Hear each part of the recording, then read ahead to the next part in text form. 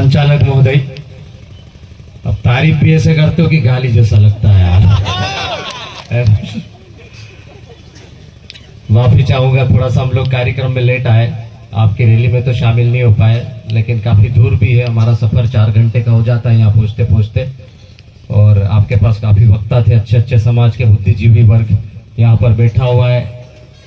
अब लगभग बात तो पूरी हो गई है, और आप लोग भी मुझे लगता है कि परसों से वही बात सुनते आ रहे हो। सही बात है ना? 9 अगस्त आता है, रैली निकालते हैं, डीजे बजते हैं, नाचते कूदते हैं, फिर बाद में शाम को पेक लगाते हैं, घर पे जाके सो जाते हैं। ये सच्चाई है कि नहीं, ये बताओ। कड़वा सच है। और बहुत बार तो ऐसा भी होता है कि यार कार्यक्रम कौन कर रहा है, फलाणु करने मंड रही है यार, तो कहीं सरपंच वरपंच तो फोन नहीं लगाड़ी, फोन लगाड़े थी गाड़ी करे न डीजल भराड़े, डीजल में पेट्रोल के साथ साथ में अपने अंदर भी पेट्रोल चाहिए, तभी लोग भी घर से निकलते हैं, नहीं तो निकलते ही नहीं है। तो ऐसी परिस्थिति में कार्यक्रम हो रहा है, यहाँ तक आप आ रहे हो, दिन भर समय देकर समाज के लिए इकट्ठा होके समाज के बारे में सोच रहे हो, संघर्ष करने की प्रेरणा ले रहे हो, ये बहुत बड़ी बात है। इसलिए आयोजन कमेटी और उपस्थित पांडाल में जितने भी सदस्य हैं, लोग हैं, सबके लिए तालियां बजा लो। क्या है, अभी मैं काफी देर से सुन रहा था, हमने बोला भी बीच में से, नारे मत लगाओ यार, देखो देखो कौन है आदिवासी शेर आया, शर्म आती है बोलने में और सुनने में भी अच्छा नहीं लगता है। क्योंकि हम शेर बन गए, टाइगर बन गए, चीते बन गए, भालू बन गए, लोमड़ी बन गए, कुत्ते बिल्ली सब बन गए। अभी नया ट्रेंड चल रहा है, दलाल चल रहा है ना, वो भी बन गए। लेकिन समाज का भला हुआ क्या? अरे मैं आपसे पूछ रहा हूं, समाज का भला हुआ क्या? तो कैसे होगा भला? साल भर में एक दिन इकट्ठा हो लेते हो, नाच लेते हो, कूद लेते हो, गालियां दे लेते हो, लड़ा लेते हो, झगड़ा लेते हो, फिर बात में वही की वही बात आ जाती, साल भर फिर बिल में घुस जाते हो। आपके पड़ोस में बुरहानपुर में घर बर्बाद हो रहे, वन विभाग ने पूरे की पूरे घर उजाड़ दिए, खरगोन की बाउंड्री पे लगा हुआ है। कभी आपने जाके पैर रखा वहां पर? आपके यहाँ बड़े बड़े नेता पैदा हुए, क्या वहां पर गए थे?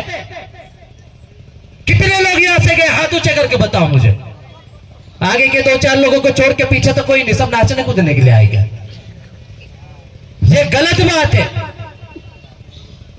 हम लोग आपको यहां पर हजारों लाखों रुपए खर्चा करके इसलिए इकट्ठा नहीं करते कि नाच लो कूद लो, घर जाके सो जाओ। ये इसलिए पैसा भी खर्च करते हैं कि पैसा खुद के जेब से लगा के आपको इकट्ठा करते हैं कि आपके दिमाग में थोड़ा बहुत जाए, ज्यादा नहीं तो थोड़ा बहुत तो जाना चाहिए कि नहीं जाना चाहिए। वो गजानन दादा 1 घंटे से बोले, 1 घंटे तक आपको समझाया, मैं भी पटवारी हूं, लेकिन हमको भी हंसी आ रही, गालियां सुन रहे, जो सच है वो सच है, गलत कुछ नहीं है। नाकेदार की बात आई सुनना पड़ेगा, विधायक मंत्री की बात आई सुनना पड़ेगा, जो गलत है उसको स्वीकार करना पड़ेगा। समाज के साथ में यदि अत्याचार हो रहा है, शोषण हो रहा है, और हमारा भाई यदि शिकार हो रहा है, तो हमको पहले फ्रंट पर आके उनके खिलाफ बोलना पड़ेगा। लेकिन हम लोग क्या करते हैं, हम यहां से भूल के घर चले जाते हैं। एक व्यक्ति 30 साल से संघर्ष कर रहा है, ये जयेश पिछले 10-12 साल से संघर्ष कर रहा है। पीले गमछे लेकर आते हो, झंडे लहरा देते हो, शाम को दारू के ठेपे पर मिल जाते हो। ये आदत बदल दो, नहीं तो आपका व्यक्ति पहले भी इसी शराब के ठेके पर जा जाके खत्म हो गया। ये जो आखिरी पीढ़ी बची हुई है, ये भी यहीं पर खत्म हो जाएगी। आजकल फैशन चल पड़ा है नया नया। अब आदिवासियों को मंत्री, सांसद और प्रधानमंत्री और बड़े बड़े कार्यक्रम वाले इसलिए याद करते हैं कि आप नाचते अच्छा हो। सही है कि नहीं है? और नाचने कूदने के लिए आपको एक ड्रेस दे देते हैं, एक गाड़ी खड़ी कर देते हैं, पूरी टीम यहां से बढ़िया एक दिन पहले से जाती है भोपाल में, रात रात भर पहुंचती है, भेड़ बकरियों की तरह गाड़ी में फूस के जाते हैं, और वहां जाके कहीं नहीं काम। सुबह से वहां पीछे खोपचे में बैठे ले, शाम को सीएम पीएम आ रहे हैं, उनके सामने 5 मिनट का मुजरा, आपका कुछ नहीं है।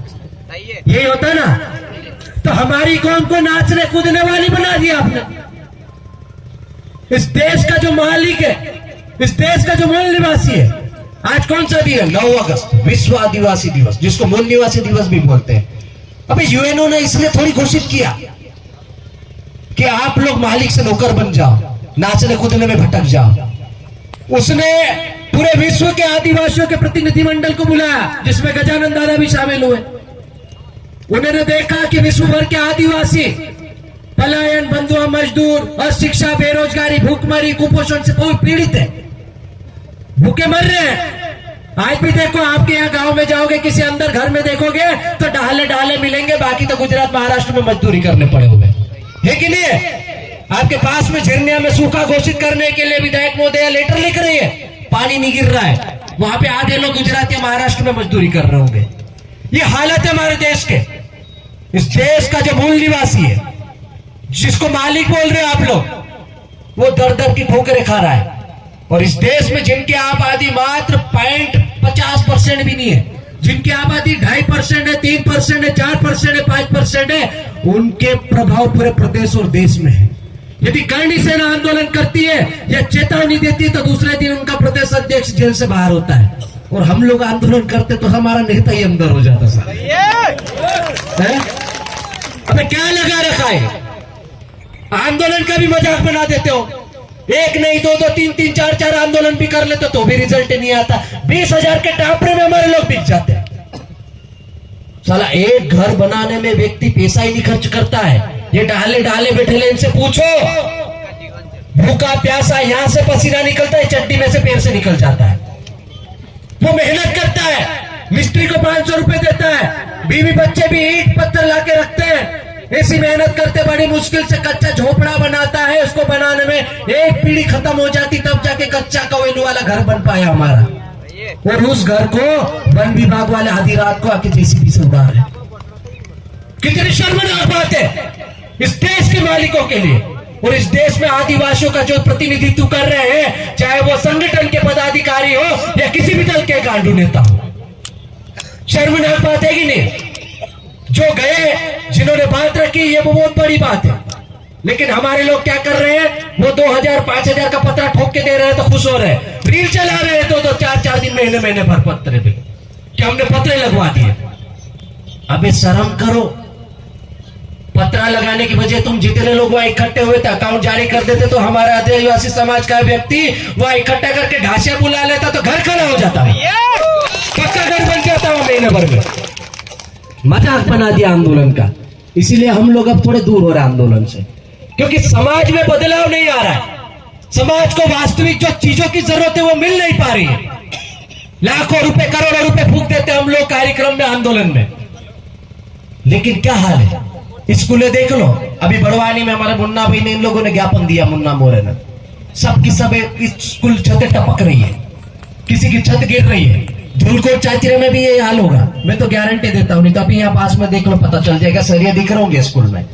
जितने भी सरकारी स्कूल है, जितनी भी सरकारी आंगनवाड़ी है, जितने भी सरकारी कॉलेज है, उसमें किसके बच्चे पढ़ते बताओ आप? सरकारी आंगनवाड़ी में हमारे परिवार के बच्चे जाते हैं। मेरा तो नहीं जाता, मैं बता रहा हूं, 4 साल का बच्चा मैं प्राइवेट में भेज रहा हूं क्योंकि मैं सक्षम हूं।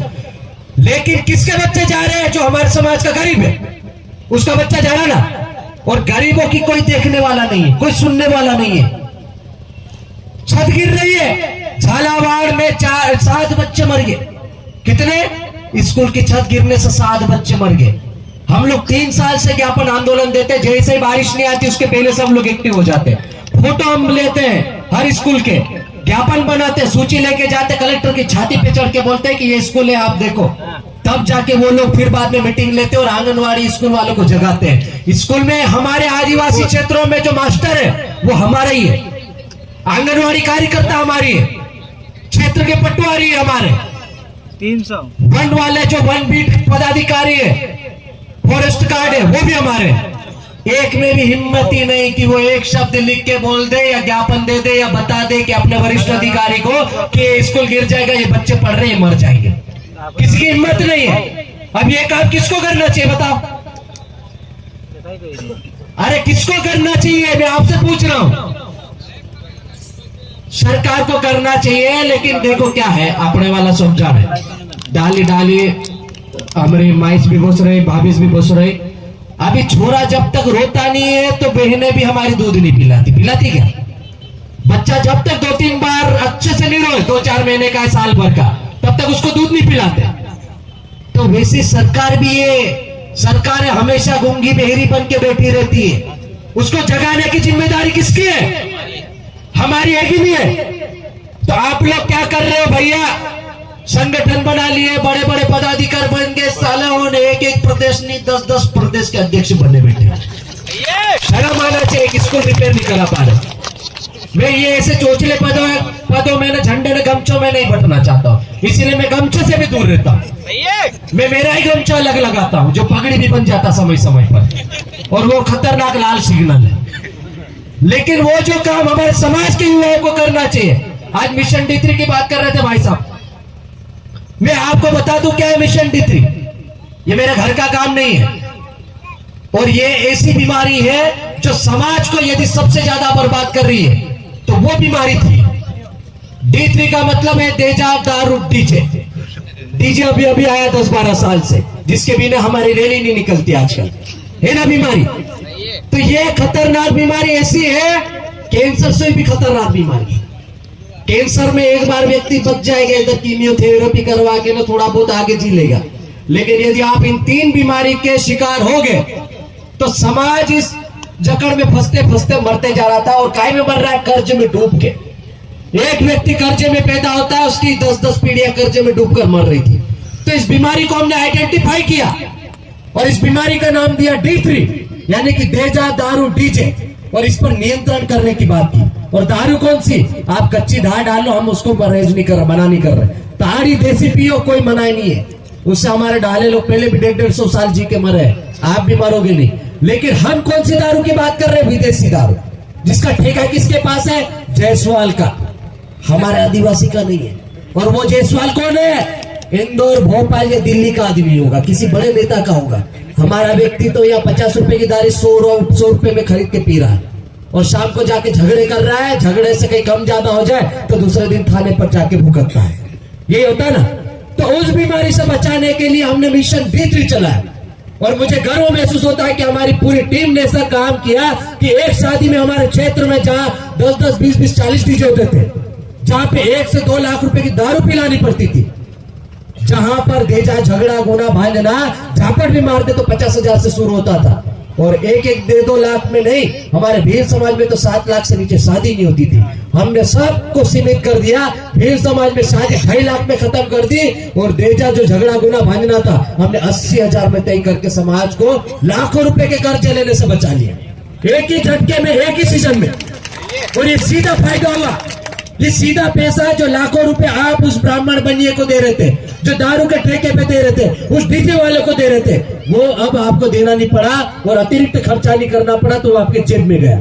और जेब में गया यानी कि आपको कर्जा नहीं लेना पड़ा, और कर्जा नहीं लेना पड़ा तो आपको कर्जा चुकाने के लिए गुजरात, महाराष्ट्र में नहीं जाना पड़ेगा। तो किसको फायदा हो बताओ? ये सिर्फ एक मेहनत मजदूरी करने वाला किसान का फायदा नहीं, ये हमारे उन बहन बेटियों का भी फायदा है जो गुजरात जाते हैं। उनसे पूछना, वहां हमारे बोलते हैं ना लोग, सिकड़े आते हैं ना, मांग खाने वाले, या क्या बोलते हैं मांग खाने वाले को? सिकड़े बोलते हैं कि भीख मांगी जो आते हैं।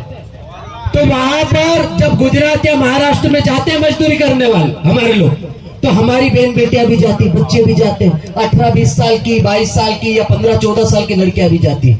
वहां पर ऐसा डेरा डाल के, पास में खोपड़ी झोपड़ी कहीं भी मिल जाए वहां पर डेरा डाल के रहते हैं, खुले में रहते हैं, हगड़े जाने की जगह नहीं। उधर खोदरी में जा रहे हैं सब इकट्ठे, हगड़े मतलब जाते तो वहां पैर रखने की जगह नहीं, वहां जाके हग रहे हो आप लोग। और यहाँ क्या बोल रहे हैं? हम मालिक बोल रहे हैं। यहाँ देखो पूरा जंगल हमारा, जमीन हमारी, सड़कें हमारी, पूरा पर्यावरण हमारा, यहाँ खुली सांस ले रहे, वहां सांस लेने की जगह नहीं। वहां जाती है हमारी बहन बेटियां, वहां पर उनका शोषण होता है, बलात्कार होता है, और कई बार मार के फेंक भी दे दिया जाता है, पता ही नहीं चलता है। कई बार तो वहां के जो पाटीदार लोग हैं, बड़े बड़े लोग हैं, वो लोग हमारी बहन बेटियों को सुपरवाइजर, जो यूपी बिहार के लोग रहते हैं, वो रख लेते हैं, शादीशुदा औरतों को भी रख लेते, नहीं जो जाती हो वापस नहीं आने देते। ऐसी जगह से, ऐसी चीजों से हमारा समाज जूझ रहा है, निकल रहा है, और हम ये आपस में लड़ रहे हैं। मैं प्रदेश अध्यक्ष में, जिला अध्यक्ष में, फलाना अध्यक्ष में, ढिमका अध्यक्ष में, पीला गमछा में, लाल गमछा में, ये संगठन में, ये पार्टी। अबे डूब में रहो, ये छोटी छोटी दुकानें बंद कर दो। ये क्षेत्रवाद, जातिवाद, पार्टीवाद, संगठनवाद, ये समाज में नहीं होना चाहिए। एक ब्राह्मण को देख लो, एक मुस्लिम को देख लो, या किसी क्षत्रिय को देख लो, उनके जब समाज की बात आती है तो वहां पर सारे के सारे विधायक सांसद ऐसे नीचे बैठते जैसा भी मोन्टू भाई बैठे हमारे बीच में, उनको मंच भी नहीं देते और वहां पर पार्टी के झंडे भी नहीं आते और उनके एक चुटकी बजाते हैं सीधे ऊपर पहुंच जाता है भोपाल और दिल्ली में, उनके सारे काम हो जाते हैं। और हमारा व्यक्ति भोपाल में जाके डंडे खा रहा है। बरसों से हम लोग बैकलॉग पदों की मांग कर रहे हैं, आज तक बैकलॉग भर्ती नहीं हुई क्या? स्कूलें नहीं बन पा रही, मेडिकल कॉलेज मांग रहे, मेडिकल कॉलेज नहीं आ पा रहे। हम लोग दर दर की ठोकरें खा रहे हैं। एक पीढ़ी खत्म हो रही, संघर्ष करते करते हमारी भी आधी जिंदगी हो गई है। कई भरोसा नहीं जिंदगी का, चलते चलते मर जाते हैं, किसी को अटैक आ जाता है और आजकल तो भरोसा नहीं जिंदगी का। तो जिंदगी का भरोसा नहीं, लेकिन समाज को ऐसा तैयार कर दो। हम बोल रहे हैं कि हमारे मरने के बाद भी ये जो छोटे छोटे नन्हे बच्चे हैं, इनका भविष्य सुरक्षित हो जाना चाहिए और वो सुरक्षित करने की जिम्मेदारी हमारी है। और इसलिए ये सब कार्यक्रम है। ये फोटो ऐसे ही नहीं लगी यार, ये भूखे नंगे लोग जो दिख रहे हैं ना, ये फोटो में दिख रहे आधे आधे कपड़े पहन के, यदि ये हमारे जैसे ऐसे चिट्टी चोर वाली हरकत करते ना तो इनकी फोटो भी नहीं लगती और हम कपड़े भी नहीं पहन पाते। पहन पाते क्या? हम लोग ऐसे ही मर जाते गुलामी करके। लेकिन क्या है, सब जो भी क्रांतिकारी रहे, जिनका संघर्ष रहा, उनकी बदौलत हम है। और समय की मर्यादा है, हमारे बाद में कई वक्ता और है, तो मुझे बोलना बहुत कुछ था, लेकिन कोशिश की मैंने छोटे से मतलब समय में बहुत कुछ बोल दूं। अब आपको सोचना है, मेरा तो सीधा कहना, मेरे को जितना बोलना, आप बोलो तो बोल दो कि भोंक दिया, या आप बोल दो कि बग दिया, जो बोलना आप समझ लेना। लेकिन यदि हमारा भाई 150 किलोमीटर आके कुछ बोलना रहा और आपके दिलो दिमाग में छोटी सी भी चीज चली गई और आपने उसको आगे बढ़ाया और सुधार किया, तो मुझे लगता है कि हम समाज को आगे बढ़ा पाएंगे।